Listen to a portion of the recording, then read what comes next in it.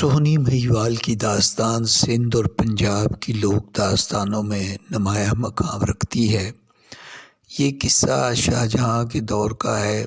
اس پر سب سے پہلے شاہ عبداللطیف بھٹائی نے قلم اٹھایا، پھر فضل شاہ، میاں محمد بخش، ہاشم شاہ، مولوی رکن الدین جیسے لوگوں نے بھی لکھا۔ کہا جاتا ہے کہ سونی 18ویں صدی میں گجرات کے ایک کمہار عبداللہ کے گھر پیدا ہوئی۔ سونی حسن و جمال کا پیکر تھی اور سونی کا والد برتن بنانے کا کام کرتا تھا اور اس کی شہرت سارے علاقے میں پھیلی ہوئی تھی۔ سونی کے والد کی دکان رام پیاری محل کے قریب دریا کے کنارے پر واقع تھی، جبکہ مہیوال کا تعلق ازبکستان کے شہر بخارا سے تھا۔ مہیوال کا اصلی نام عزت بیگ تھا، جو بخارا کے ایک امیر سوداگر مرزا علی بیگ کا صاحبزادہ تھا۔ خوبصورت ذہین نوجوان تھا۔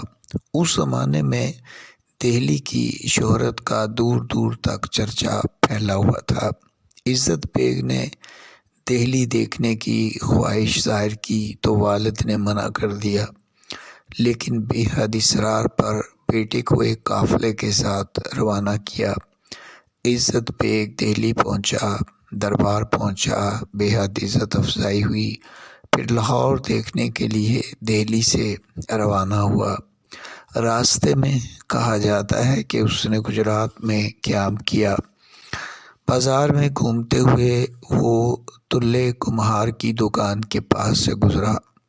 خوبصورت ظروف دیکھ کر وہ خریدنے کی نیت سے رک گیا۔ وہاں جو ہی اس کی نظر سونی پر پڑی، وہ اس کے عشق میں مبتلا ہو گیا۔ یعنی پہلی نظر میں وہ سونی کی محبت کا شکار ہو چکا تھا۔ اب عزت بیگ روزانہ دکان پر آتا، بہت سارے برتن خریدتا اور نئے برتنوں کے آرڈرز دے جاتا۔ کچھ ہی دنوں میں اس کے پاس بہت سارے برتن جمع ہو چکے تھے۔ اس کے دوستوں کو بھی اس کی اصل حقیقت واضح ہو چکی تھی۔ انہوں نے عزت بیگ کو کافی سمجھایا، لیکن بے سود۔ اب اتنے سارے برتنوں کا کیا کیا جائے؟ سمجھانے بجھانے پر تلے کمہار کی دکان سے دور ایک دکان کرائے پر لی گئی اور وہاں وہ سستے داموں ان برتنوں کو فروخت کرنے لگا۔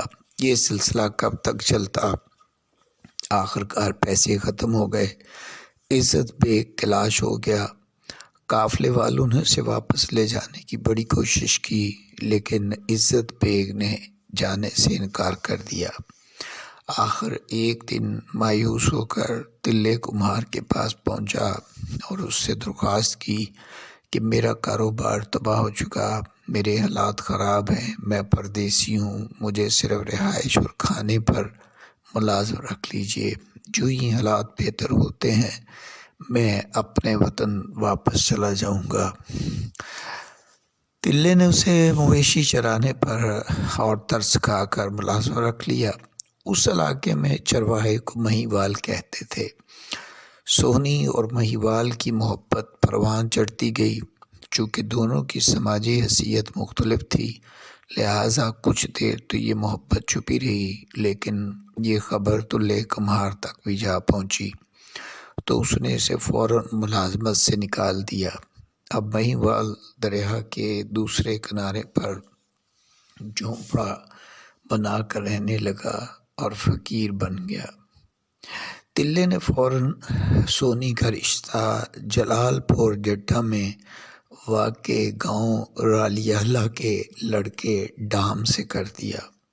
سونی کی شادی ہو گئی۔ بعد میں پتہ چلا کہ یہ لڑکا بانجھ تھا۔ اب مہیوال دریا کے اس کنارے پر اور سونی دریا کے دوسرے کنارے پر رہنے لگی۔ مہیوال فقیر بن کر ہر روز سونی کو دیکھنے اس کے گاؤں پہنچ جاتا اور سونی بھی اسے ملنے کے لیے رات کو دریا پار کر کے دریا کے دوسرے کنارے پر چلی جاتی۔ سونی تیرنا نہیں جانتی تھی اور نہ ہی مہیوال تیرنا جانتا تھا، لیکن سونی پختہ گڑھے کی مدد سے تیر کر دریا کے دوسرے کنارے پر مہیوال سے ملنے چلی جاتی۔ اس حقیقت کا اس کی نند کو علم ہو چکا تھا، لہذا اس نے ایک گہری سازش تیار کی۔ اس نے دریا کے کنارے جھاڑیوں میں پختہ گڑھے کی بجائے کچا گڑھا رکھ دیا۔ اب سونی وہی گڑھا لے کر دریا میں اتر گئی۔ جو ہی دریا کے وسط میں پہنچی، کچا گڑھا کھلنے لگا اور سونی ڈوبنے لگی۔ اس نے مہیوال کو آواز دی۔ مہیوال نے سونی کو ڈوبتے دیکھ کر دریا میں چھلانگ لگا دی۔ اس طرح دونوں کو دریا کی لہروں نے نگل لیا۔ بعد میں سونی کے والدین اور رشتہ دار ان کے مردہ اجسام کو ڈھونڈتے ڈھونڈتے سندھ کے شہر شہداد پور پہنچے، جہاں ان دونوں کو علیحدہ علیحدہ دفن کیا گیا۔ سونی کا مزار علیحدہ بنایا گیا اور مہیوال کا مزار علیحدہ بنایا گیا، لیکن جو مٹن جو